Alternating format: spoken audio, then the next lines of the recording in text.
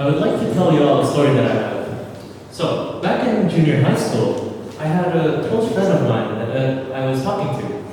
I was talking nonsense at first, but he brought up a topic that I vividly remember. Jason, he asked, do you think the Earth is flat? I was quite surprised by this question as I didn't expect him to make such a foolish remark. So obviously I responded along the lines of, what kind of question is that? Obviously the Earth is round. After my response, he started trying to argue with me over why the Earth is flat. To my disbelief, it turns out that one of my closest friends believed that the Earth is flat from a YouTube video that he watched. I was distraught. And this is just a fraction of how much social media can affect society, to the point that it has influenced my friend's thoughts and opinions to believe that the Earth is flat. But think about it on a wider scale. How much has social media affected society as a whole? Not just its ability to influence thoughts or opinions, but also many other effects. So, esteemed adjudicators, my advisor, Ms. Agnes, researchers, and beloved parents, and let me further bring you into realization over how much social media has affected society. To further understand what I'm about to deliver to all of you, what exactly is social media? Social media refers to online platforms and websites that makes users able to create and share and interact with content in a virtual social network. So, let me give you some examples of some of the most famous social medias used today. TikTok, Snapchat, Instagram, Facebook, and a lot more. These platforms serve amazing purposes that allow us to communicate with all over the world.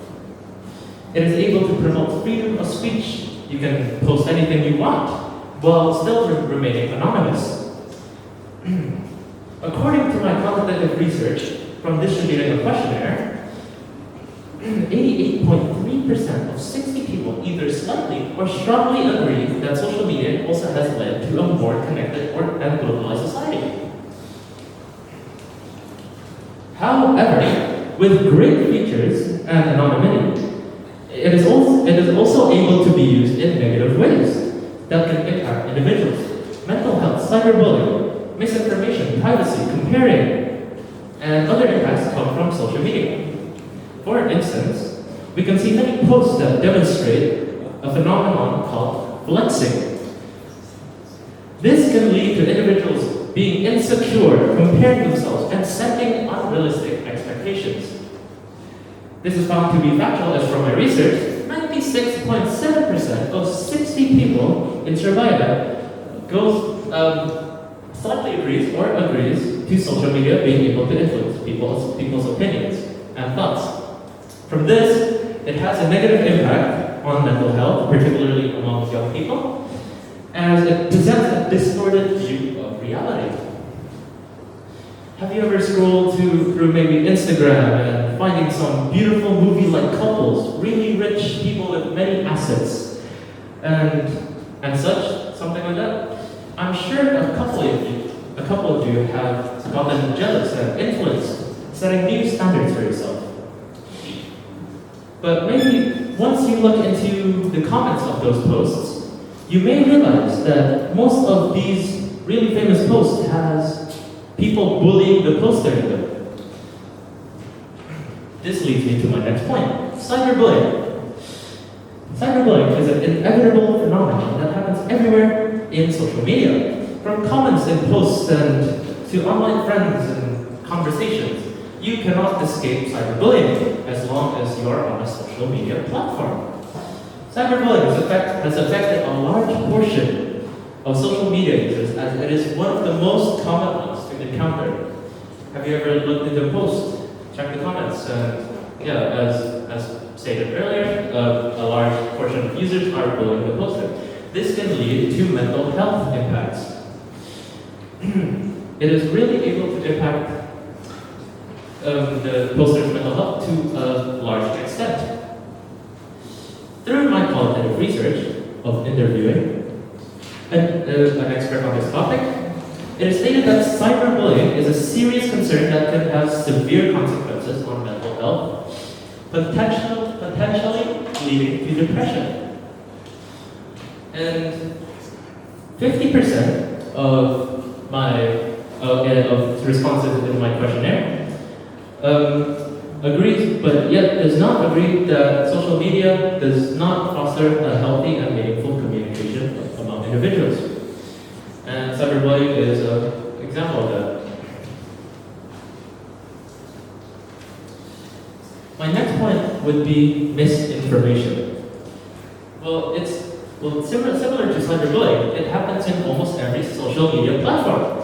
Through my research, it is believed by 85% of 60 people that social media contributes to the spread of fake news and misinformation. This could be abused easily, as it is able to manipulate public opinion and beliefs over someone or something. Even worse, it can even lead to political manipulation that influences elections. According to a research by Pew Research Center, they found that social media is connected to the influence of political opinions or social issues. Misinformation can also ruin the reputation of someone and maybe can affect their daily lives.